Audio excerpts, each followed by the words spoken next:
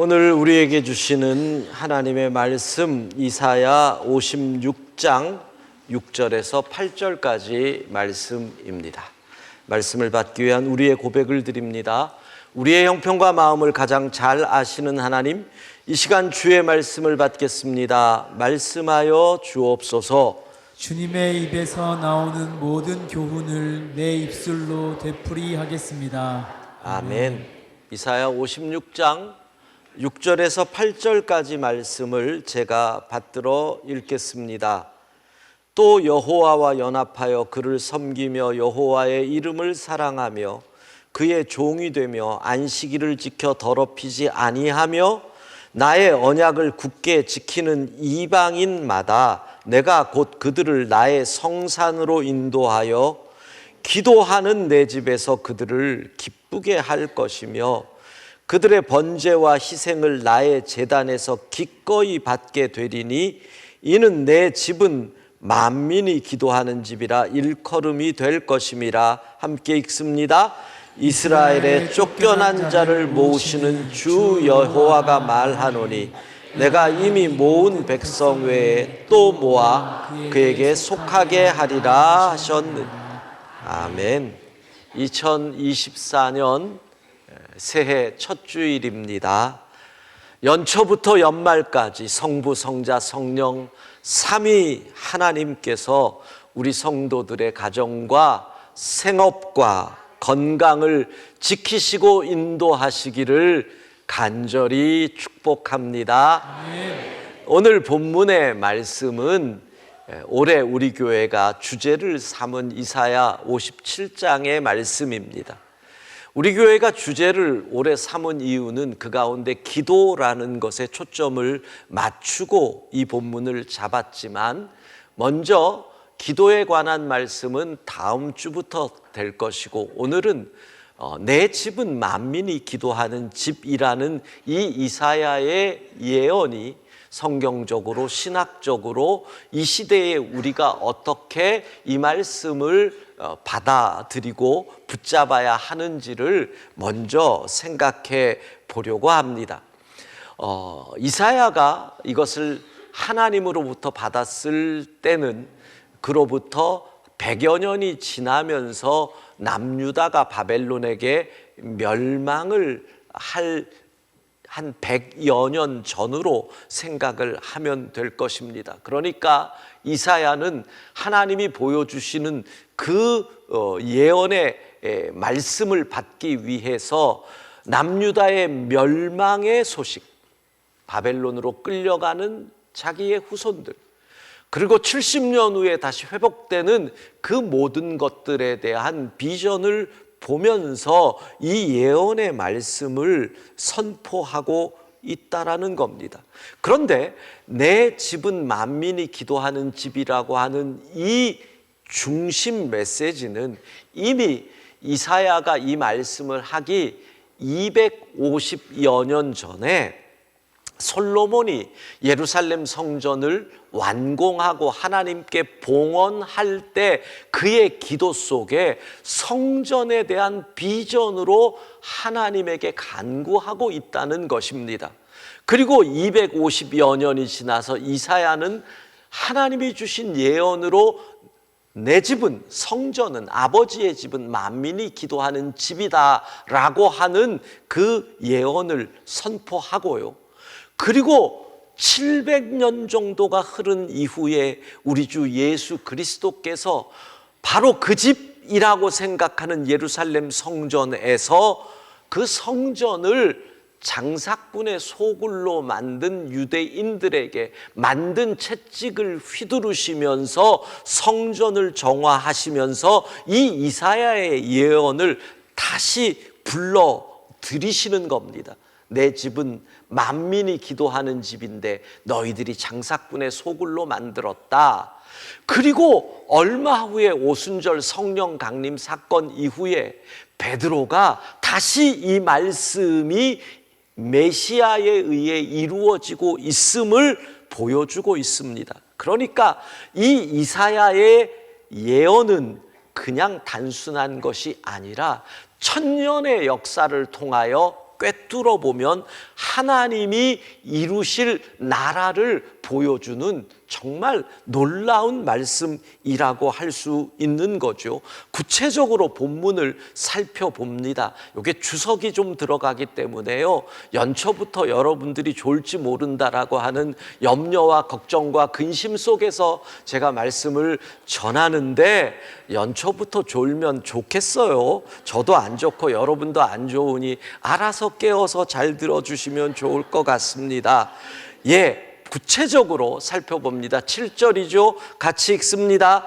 내가 곧 그들을 나의 성산으로 인도하여 기도하는 내 집에서 그들을 기쁘게 할 것이며 그들의 번제와 희생을 나의 제단에서 기꺼이 받게 되리니 이는 내 집은 만민이 기도하는 집이라 일컬음이 될 것입니다. 이 본문에서 중요한 세 단어를 이해하셔야 됩니다. 하나는 만민이라고 돼 있고요, 그 다음에는 기도, 그 다음은 집입니다. 그러니까 그 말은 만민이 뭐냐, 기도가 뭐냐, 집이 뭐냐를 알면 이 본문을 제대로 해석할 수 있다는 말씀입니다. 여기서 만민은 이 본문 앞쪽에 나오는 그들이라고 하는 그들이 이 만민에 들어가서 만민을 이루게 되는 건데, 먼저 기도가 뭐냐? 우리가 일반적으로 생각하는 기도, 하나님과 대화하는 거다, 하나님과 소통하는 것이다, 하나님의 뜻을 알기 위하여 무릎 꿇는 것이다, 하나님을 높이는 것이다. 이 모든 기도, 그래서 결국은 기도를 통해서 우리가 뭐예요? 하나님의 뜻에 순종하게 되는 것, 이게 기도잖아요. 즉 이사야는 이러한 기도를 한꺼번에 모아서 무엇이라고 얘기하는 것이냐? 내 집은 만민이 기도하는 집인데, 이 기도는 곧 이사야가 얘기하는 기도는 곧 예배라는 겁니다. 즉 이사야는 내 집은 만민이 예배하는 집이다 라고 여러분이 보셔도 이것이 전혀 문제가 되지 않는다는 거지요. 내 집은 만민이 예배하는 집이다, 기도는 예배다, 이렇게 보면 됩니다. 그러면 이제 두 번째 생각할 게, 만민은 누구이냐? 말 그대로 만백성이죠. 모든 백성이 만민입니다. 그런데 이 본문이, 이 이사야가 선포될 때 사람들은 만민의 의미를 뭘로 생각하겠어요? 유대인이 만민이죠. 그런데 이사야는 이사야 56장을 쭉 읽어보면 만민이 되기 위해서는 유대인을 기본으로 그들이 들어와야 되는 거예요. 그들은 두 부류의 사람이 들어와야 만민이 돼요. 두 부류가 누군지를 알아야, 아하, 집이 어떤 곳, 내 아버지의 집이 어떤 곳인지를 우리가 알게 되는 거지요. 첫 번째는 누구냐 하면 이방인을 얘기하는 거예요. 참 놀라운 얘기죠. 유대인만 선민, 선택받은 백성이라고 생각하고 유대인만 구원받는 백성이라고 생각하던 그 시대에, 700년이 지난 예수님의 시대에도 그렇게 생각했는데, 그래서 그 집 성전에는 이방인조차 들어오지 못했는데, 이미 이사야는 이방인이 만민에 속한다라는 거예요.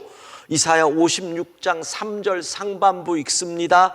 여호와께 연합한 이방인은 말하기를, 여호와께서 나를 그의 백성 중에서 반드시 갈라내시리라 하지 말며, 이방인과 유대인이 갈라지거나 나뉘어지거나 분리되는 것이 아니다 라고 이야기하고 있는 거죠. 자, 그런데 이사야의 예언 이후 700년이 지나면서 우리 주 예수 그리스도께서 오셔서 그 집에 들어가셔가지고 어떤 일을 하십니까? 그 집의 주인이라고 할 수 있는 유대인들이 그 집, 기도하는 집, 예배하는 집을 장사꾼의 소굴로 만드니 채찍을 만들어서 쫓아내십니다. 이거는 상징적으로 생각을 해보면 마치 유대인들이 쫓겨나고 하나님의 교회에서 쫓겨나고 이방인들이 도리어 교회를 이끌어가는 장차의 모습이 상징적으로 보인다라고 해도 그렇게 틀린 말은 아닌 것이지요. 전체적인 맥락 속에서 주님은 하나님께 드릴 희생 제물을 바가지를 씌우고 도리어 흠 있는 제물을 비싸게 파는 그들 유대인들을 내어 쫓으시며 뭐라 그럽니까? 내 집은 만민이 기도하는 집이다. 너희 자격 없는 유대인들 나가, 차라리 이방인이 나아라는 것을 보여주시는 모습이라고 볼 수 있죠. 그러니까 주님은 이 예언이 이방인들을 통해서 아버지의 집이 만민이 채워지는 일들이 메시아가 오심으로 하나 둘 이루어질 것임을 보여주시는 거예요. 두 번째, 그들 만민은 장애인이에요. 장애인. 고자라고 표현을 했어요. 그러니까 성전에 들어오지 못하는 무리가, 레위기를 보면 여러 장애를 가진 사람들, 질병을 가진 사람들이 못 오는데 그 대표가 고자예요. 그래서 이렇게 표현되어 있죠. 56장 3절 후반부, 고자도 말하기를 나는 마른 나무라 하지 말라. 마른 나무가 뭐예요? 열매를 맺지 못한다는 거잖아요.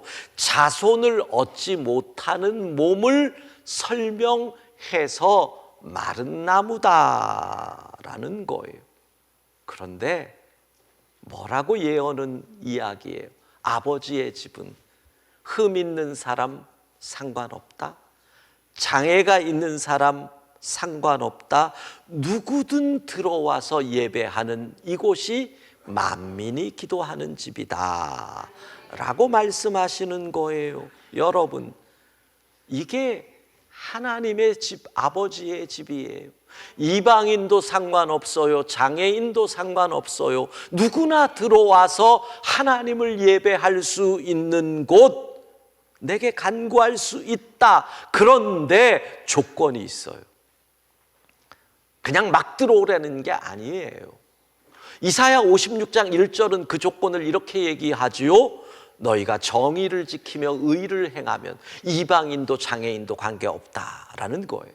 56장 2절을 보면 이렇게 얘기해요. 안식일을 지켜 더럽히지 아니하면, 안식일을 지킨다면 누구나 들어올 수 있다라는 거예요. 자, 이게 무슨 의미일까요? 안식일을 지킨다라는 것의 의미와 정의와 의를 행한다라는 것의 의미를 이해하셔야 돼요. 그것을 구약식으로 표현하면 이렇게 얘기할 수 있어요. 안식일을 지켜 더럽히지 않는다. 10계명의 1에서 4계명을 지키는 사람, 정의와 의를 행하는 사람, 10계명의 5에서 10계명을 지키는 사람. 신약적으로 표현을 해볼까요? 안식일을 지켜 더럽히지 않은 사람, 마음을 다하고 뜻을 다하고 힘을 다하여 하나님을 사랑하는 사람. 그 다음, 정의와 의를 행하는 사람은 내 이웃을 내 몸과 같이 사랑하는 사람이라면 그들이 어떤 사람이든지 간에 피부색이 달라도 인종이 달라도 상관없다.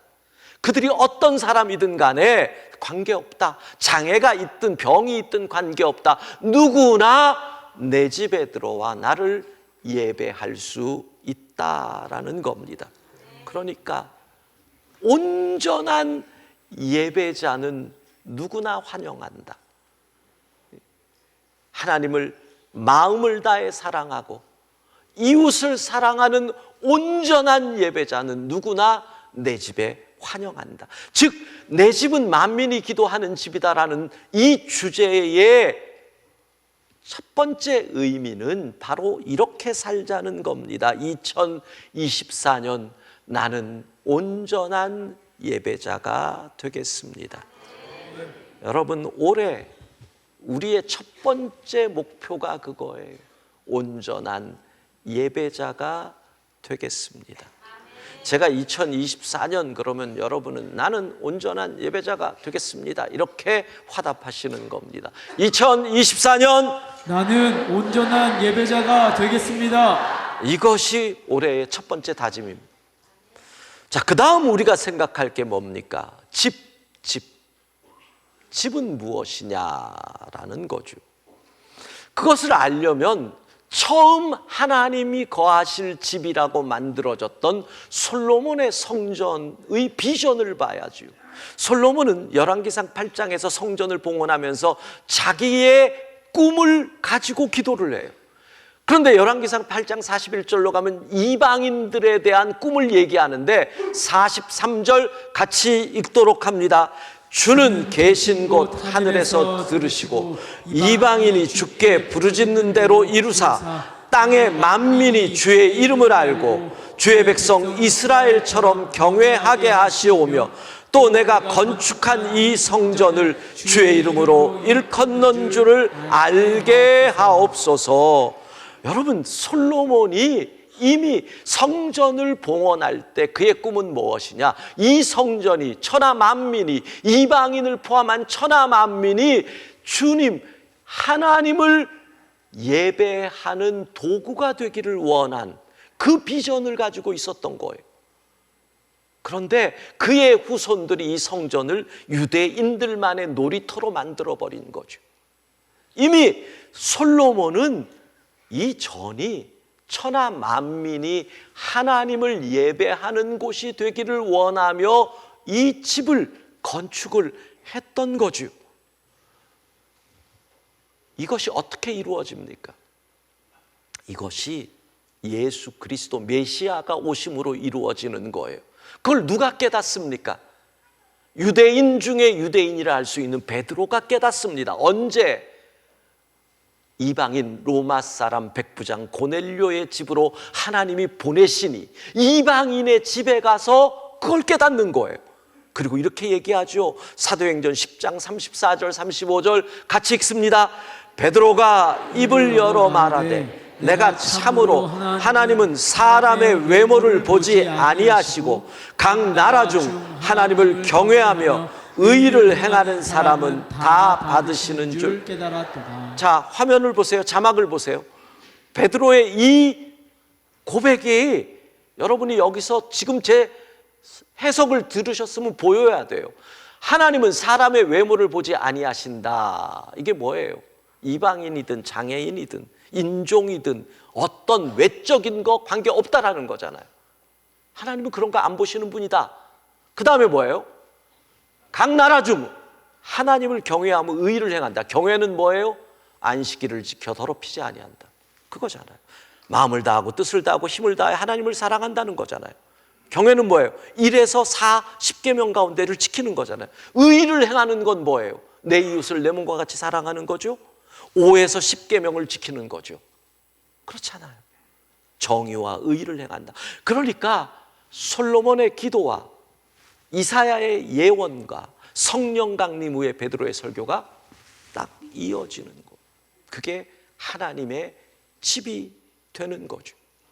올해 우리 교회의 주제가 갖는 두 번째 의미가 그거예요. 첫 번째는 온전한 예배자. 두 번째, 우리는 차별 없는 하나님의 나라를 우리 공동체에서 이루겠습니다.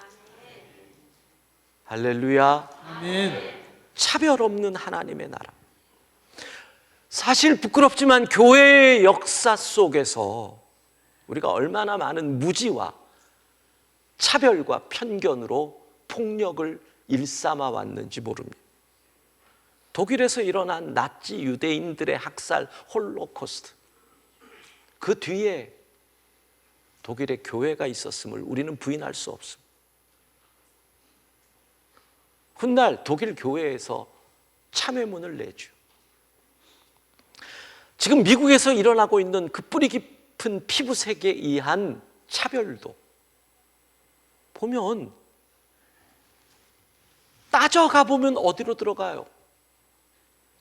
노아의 후손 함의 자손을 향한 저주를 자기들이 악용하는 거죠. 가장 그리스도인들, 교인들이 많이 산다는 바이블 벨트라고 불리우는 중부와 남부 그 교회가 가장 왕성한 곳에서 인종차별이 가장 심하다. 교회의 역사. 장애를 가졌다는 이유로 이렇게 말합니다. 죄를 지어서 벌 받은 거예요. 자녀가 장애를 가진 이유를 부모를 죄인으로 만들어버리는 일들이 일어납니다. 교회 내에서. 여러분, 성경에 나타난 대표적인 질병, 천형, 문둥병, 나병이라고 불리우고 지금은 한센시 병이라고 불리우는 이 병의 비극을 아십니까? 일제시대 때 그 병에 걸린 모든 사람들을 잡아서 어디로 끌고 갑니까? 이것은 일본에서도 마찬가지였고 우리 조선에서도 마찬가지. 그래서 그들을 모아온 것이 소록도였어요. 소록도를 가신 분들은 너무너무 그 섬이 아름답게 가꿔져 있는 걸 발견합니다. 어쩌면 그들의 아픔과 한을 그렇게 아름답게 꾸밈으로 풀었던 것이 아닌가. 소록도에 들어갑니다. 어떻게 하는 줄 아십니까? 이들이 자손을 낳으면 안 된다. 무조건 정관 수술을 시킵니다. 그래도 아이를 낳으면 이 아이를 뭐라고 불렀느냐? 미감아다. 아직 감염되지 않은 아이.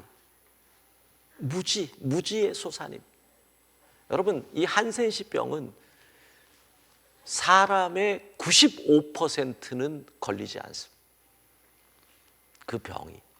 나머지 5%도 건강한 사람들은 안 걸립니다. 면역력이 약한 분들에게 걸립니다. 근데 걸려도 약을 4알만 먹으면 이 속의 균이 99.9%가 죽습니다. 4알만 먹으면. 그런데 우리는 주홍글씨를 찍어버립니다. 결국 이 시대가 의학적 질병을 사회적 질병으로 만들어버립니다. 이게 뭡니까? 무지가 차별을, 편견을, 그리고 그것이 폭력이 되어버리는 세상. 우리의 무지가, 우리의 차별과 우리의 편견이 얼마나 많은 여성을 어렵게 만들었습니다. 한국교회가 이 땅에 들어오면서 제일 먼저 한 일이 뭡니까? 차별과 억압 속에서 그것이 당연한 줄 살고 있던 여성을 품은 일들입니다. 이화학당을 설립한 스크랜튼 여사의 이 글들을 보면 이런 글들이 많습니다. 여성 선교사들은 주로 여성들을 옆에 두고 같이 선교를 하죠. 그 스크랜튼 여사가 함께 그들을 이제 전도 부인이라고 불렀는데 이런 글들을 하면 한국 여성들은 아름다움이 없다. 왜? 찌들리고 억압되고 가장 꽃 피울 아름다운 나이에도 그들의 삶에는 고통만이 보입니다. 한국 여성들은 이름이 없다. 처음에 선교사들이 들어왔을 때는 이름 없이 뭐라고 불렀느냐 하면 거시기, 계집, 대표적인 이름이 섭섭이. 이 섭섭이라는 이름으로 불리우는 그 뜻을 알고 스크랜튼 여사가 자기 전도 부인에게 이름을 바꿔줍니다. 너를 보배라고 부를게. 그리고 가로치고 리틀 트레저, 영어로 그렇게 이름을 불러줍니다. 그것이 한국 여성들이옵니다. 그런데 어느 선교사들이 사랑방에서 예수 믿은 조선 남자들이 하는 얘기를 듣습니다. 이런 얘기를 듣습니다. 우리가 천국에 가면 하나님이 내 아내를 뭐라고 부르실까? 이름이 없으니까. 여러분, 정경 부인도 김씨입니다. 그 높은 정경 부인도 김씨지 이름이 없어요. 시집가면 그 다음엔 어떻게 됩니까? 개똥이 엄마가 되지. 아무개 엄마지. 이름이 없습니다. 그 얘기를 듣고 충격을 받아가지고 그때부터 이름을 지어줍니다. 어떻게? 세례를 줄 때 성경의 이름을 붙여줍니다. 강씨 부인에게 이름이 붙었습니다. 도르가, 강도르가. 훗날 이렇게 얘기를 합니다. 세례를 받고 그 당시에 모든 한국 여성들이 쓰던 머리에 흰 천을 둘렀는데 선교사님 사모님이 세례명이 써진 세례 증서와 그리고 자기의 머리에 흰 천을 벗겨 주었다. 자유, 사람됨, 에스더라는 이름을 가진 분들. 그렇게 한국 교회는 차별과 편견 속에 있던 여성들을 품으며 사람답게, 하나님의 형상을 가진 사람답게 만들었는데 지금 한국 교회는 어떻습니까? 아직도 여성은 안수받을 수 없다. 아직도 여성은 목사가 될 수 없다. 아직도 여성은 장로가 될 수 없다. 또 다른 편견. 과거에는 문화와 무지 속에서 그럴 수 있다고 쳐요. 지금도 그것을 고집해요. 이름은 뭐예요? 성경이라는 이름으로. 그런데 그게 맞다고 저는 그 여인들이 가스라이팅 당했다고 생각을 해요. 그래서 여성이 목사가 될 수 없는 걸 당연히 여겨요. 여성들이 당연히 여겨요. 그러면 교회의 수많은 여성 지도자들, 성경에 나오는 루디아는 뭐고, 베베는 뭐고, 갱그리아에서 로마로 갔던 베베, 헬라어 원어에는 디아콘이라고 되어 있어요. 디컨이 뭐예요? 집사. 여집사 디컨, 베베. 물론 보수 교단들의 반발로 갱그레아 교회의 일꾼으로 번역이 되어 있지만 초대교회에서 이미 여성을 집사로 세웠었는데 깔뱅이 이건 집사다라고 얘기를 해요. 그런데 아니래요. 문화 때문에 늦어질 수 있어요. 그러나 발견되면 바꿔야죠. 그리고 요즘은 또 뭐라 그래요? 여성 목사님들이 많아지니까 교인들이 이렇게 얘기해요. 여자 목사님이 장례를 집례는 어떻게 하시나? 내 속에 편견이 프레임화되어 있는 것. 근데 거기에 또 여자분들이 더 그런 얘기를 해요. 여성의 적은 여성이다. 더 그런 얘기를 해요. 더 그런 얘기를 해요. 여러분 물어봅시다. 주의 일은 직분으로 사역하는 거지 성별로 사역하는 거 아니잖아요. 주의 일은 직분으로 따라 사역하는 거지 나이로 사역하는 거 아니잖아요. 그런데 왜 우리는 그렇게 스스로를 편견에 가둬두지요? 왜 우리는 그렇게 스스로를 틀에 가두어 놓고 그 틀을 깰 생각을 안 하지요? 여러분 기억하십시오. 하나님의 집은 만민이 기도하는 집입니다. 차별 없는 곳, 하나님의 사랑으로 서로 하나 되는 교회. 아까 스크랜턴 여사의 글을 보면 그때 도르가라는 이름을 받은 강씨 부인, 그 딸이 김환란 박사, 강도르가의 딸, 이대의 전설적인 총장이셨던 김환란 박사. 2024년 내 집은 만민이 기도하는 집이다. 우리가 꿈꿔야 할 것이 무엇입니까? 이겁니다. 교회로 교회되게 하소서. 다른 거 없습니다. 이게 기본입니다. 주 예수 그리스도를 머리로 하는 교회. 그냥 예수의 몸된 성경이 말하는 교회 되면 되는 겁니다. 온전한 예배자가 되겠습니다. 차별 없고 편견 없고 사랑으로 하나 되는 교회를 이루겠습니다. 이것이 우리의 기도 제목입니다. 기억하십시오. 초대교회 유대인들로 시작이 되었습니다. 이방인들이 들어오니까 유대인들이 싫어합니다. 싸움이 납니다. 그리고 유대인들은 떠납니다. 그런데 그 초대교회에 편견 많은 세상에서 여성들이 교회의 지도자가 됩니다. 루디아가 나옵니다. 베베가 나옵니다. 차별받는 직업이 교회에 들어와서 그들이 마치 한국의 초대교회에 갓바치가 장로가 되고 하인이 장로가 되는 그것처럼 장애인들을 받아들입니다. 하나님 나라를 이루어갑니다. 2024년 우리가 꿈꿉시다. 여러분, 불경기일수록 벽이 높아집니다. 그렇죠?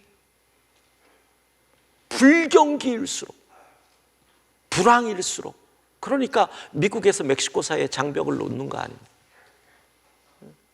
불황일수록 차별이 생기고 편견이 생깁니다. 교회는 그럴수록 그 벽을 부숴야 합니다.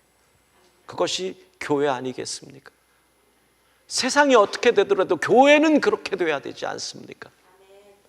사랑하는 여러분, 우리 교회 온전한 예배자들이 모여 차별과 편견 없이 서로 사랑하고 장애인도 부자도 가난한 자도 부족한 사람도 넘치는 사람도 많이 배운 사람도 앞서가는 사람도 뒤처지는 사람도 모두가 사랑하는 하나님의 나라, 만민이 기도하는 집 함께 이루어갈 수 있기를 소망합니다. 아멘.